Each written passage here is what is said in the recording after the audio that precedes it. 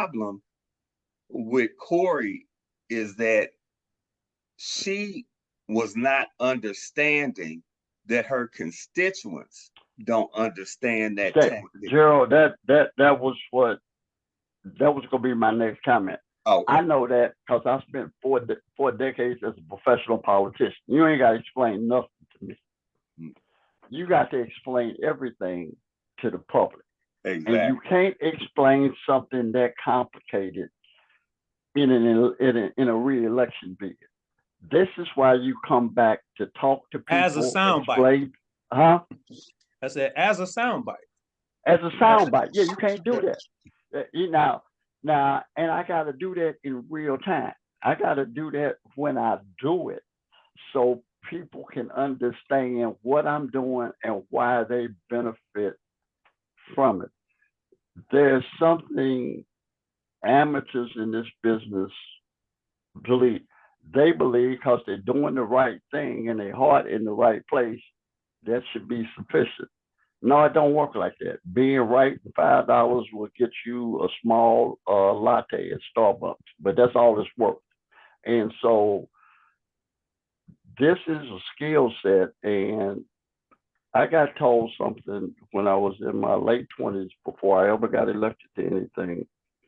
And a longtime friend who had known me all my life was older than me, Arthur Chink Washington. And when he knew I was getting serious about this, he said, Mike, I'm going to tell you something.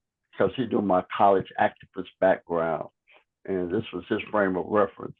He said, you're going to have to decide whether you want to be a politician or a civil rights leader, because you can't be both. Okay? And that's the truth. You can't be both.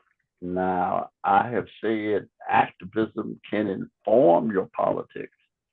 And as Bump said to Omar, every man got to have a code. So I'm not as a set of moral parameters for your actions. I have no issue with that activism inform my politics, but I couldn't let an activist tell me how to operate in the political arena, because that's like a pacifist priest telling a gangster how to do their business. I mean, all that's gonna do is get you killed if you're the gangster, because the priest don't know what he's talking about.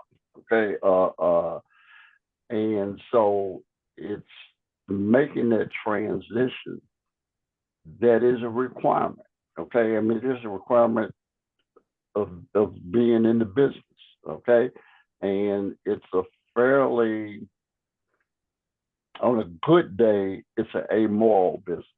Okay, and it's rarely an ethical business, and you just you just understand that uh, as Avon said about they work. The game is the game, man. I mean, it don't check.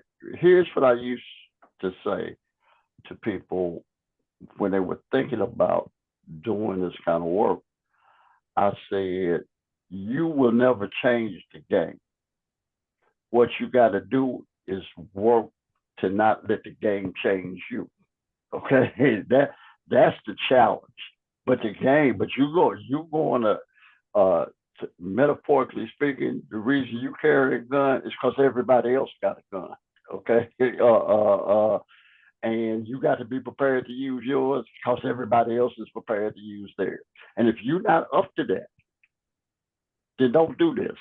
Okay, just find something else to do. Go volunteer at the church basement and the free lunch thing, but you ain't got no business doing this.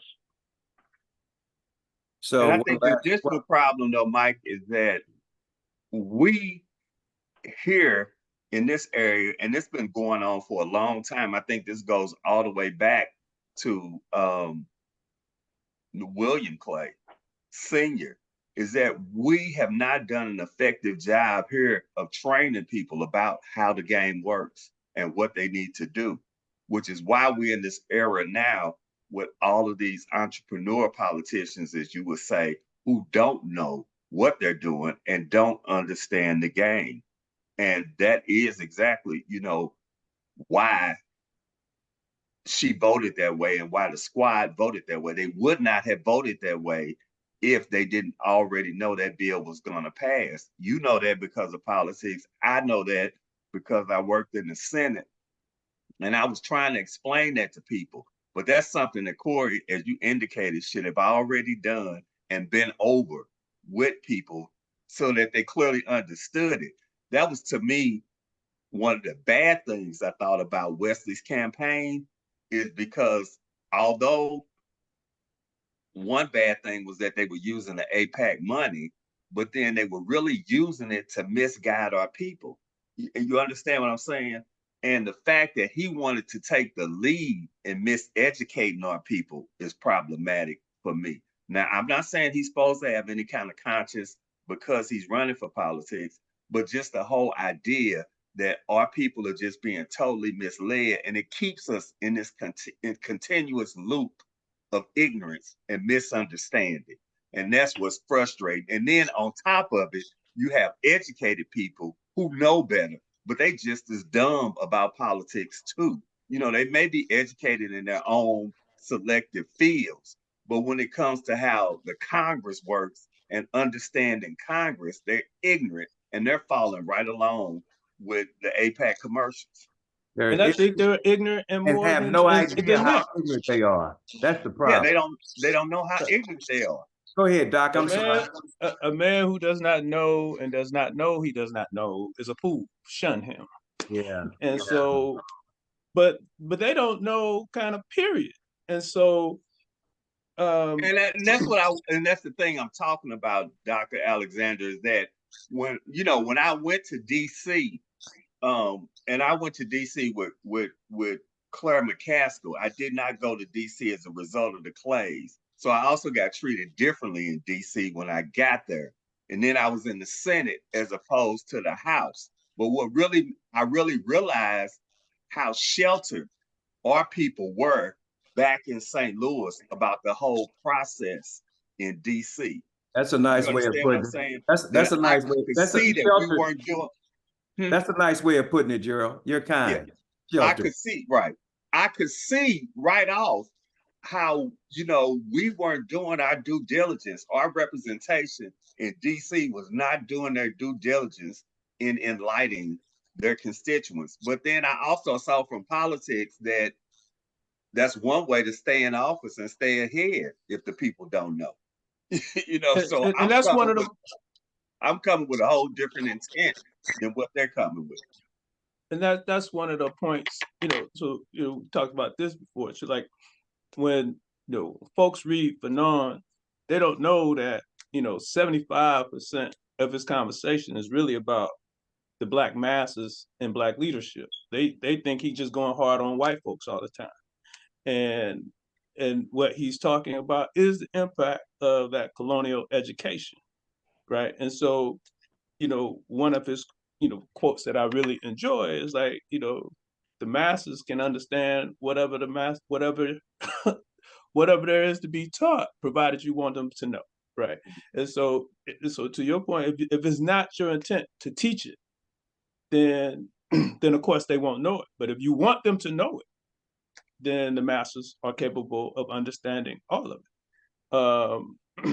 And so, which is why it's very effective for our teacher to use sports metaphors, because they line up the same way. And so, thanks, if you Charles. can I understand, appreciate that. so if you can understand,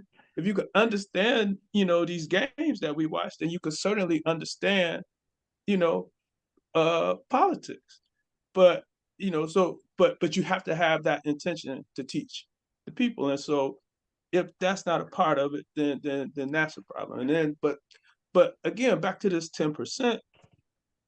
If you don't understand that the American Israel public, what is it? Political action group. Yeah. It's American, that the American Israel Public Affairs Committee does not have our interests at hand, then shame on you.